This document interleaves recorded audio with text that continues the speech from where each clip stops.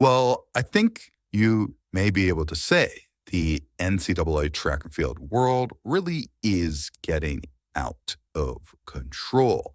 The first big NCAA indoor meet of the year just went down at BU. And for a lot of runners, it's a prime opportunity to throw down a very fast time or qualifying performance with cross country fitness in the bank.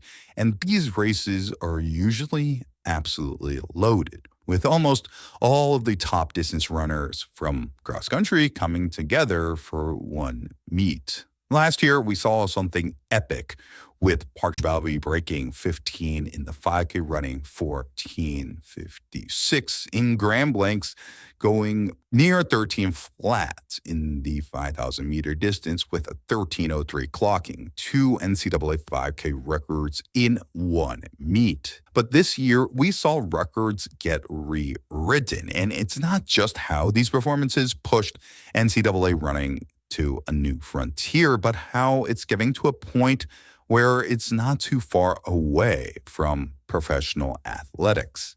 Going into the men's 3K first, we knew this would be a battle between two pretty strong runners with Wolfe and Ethan Strand as the top UNC duo. Coming off very strong cross-country seasons, but they would have to go up against Gary Martin, who would best them both to win the ACC cross-country title. And he's a very strong performer in the 1500. There was also Yassine Abdallah, the Arkansas runner, that surprised with a very strong performance at cross-country nats. All these runners would clash over the 3,000-meter distance, and the result would be absolutely extraordinary. This one got out hot and stayed hot throughout, and it would be a battle between the UNC duo for the win, with Ethan Strand just nipping his teammate Parker Wolfe. Now, these two teammates are the fastest teammates in the NCAA, one of the greatest collegiate duos ever, and both just ran 7:30 in the 3K. Just to put that in perspective, that's a highly competitive time in a Diamond League race. In fact, I remember it wasn't all too long ago that Jacob Kiplimo would best Jakob Ingebrigtsen in the 3,000 meters at the 2020 Rome Diamond League. His time, 7:26.64, just a few seconds faster, and that was one of the fastest times in history ever up until that point. Now, Jakob Ingebrigtsen has taken the 3K world record all the way down to an absolutely amazing 7:17. But if you go through the all-time list, you'll see Strand and Wolfe are number 51 and 54 on that all-time list, right with Galen Rupp. Yes, Galen Rupp. It's also interesting because, well, this time was run indoors. And yes, I know the BU track is known for being fast. Some may argue just as fast, if not faster, than an outdoor track. However, I think you also got to consider that guys like Strand and Wolfe are coming off cross-country fitness. That's a lot more strength-based stuff, especially since the men go from 8K to 10K in distance for the final two most important meets of the year at regionals and nationals. On the other hand, a 3K is very VO2 max focused. There's definitely a speed component to it, and that's what's impressive. It's just how fast these guys were able to close down the stretch. Also, the runners behind Wolfe and Strand deserve a ton of credit as well, with Yassine Abdallah taking third in 7:34. He'd back that up with a super impressive 13:22 5K double. And Gary Martin also dipping under the previous NCAA record in 7:36.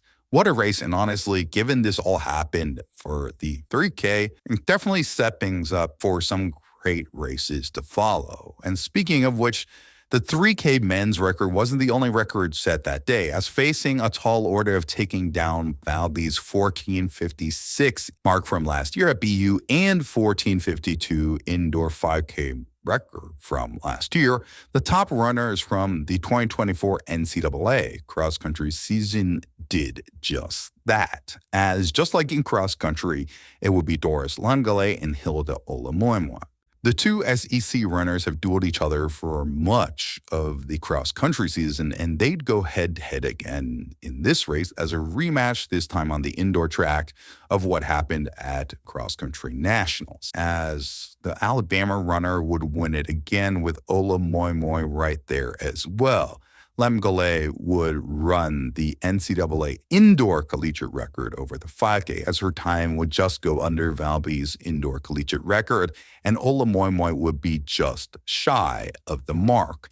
But it's crazy to think for Olemomoi, a runner that now runs for the same school as Valby did in Florida, that she's not even the fastest runner in her school's history with a 14:52 5K. I mean, a 14:52 5K is a time that's very close to the World Championship qualification standard for 2025, and now we've had 3 athletes that have run just a couple seconds slower than that time in the NCAA.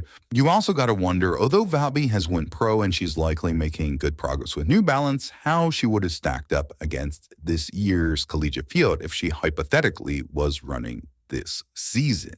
Finally, we got to talk about Graham Blanks. There's plenty of American talent in the NCAA right now, as clearly seen with the 3K marks of Parker Wolfe and Ethan Strand. But the Harvard man Graham Blanks also threw down what was an attempt at the world standard and NCAA record. Now, Blanks was coming off defending his NCAA cross-country title against a pretty loaded field, and he'd have to face a lot of those guys again, this time not far from his school at the BU indoor track. However, Blanks would again pull away from the field as he looked dominant. He did say he had the goal of getting the world championship standard of 13:01, and the collegiate record of 12:57 from Nico Young was also probably in his mind. Blanks was so dominant that he had runners pulling out into lane 2 to let him pass, and that actually turned into a bit of an issue. Honestly,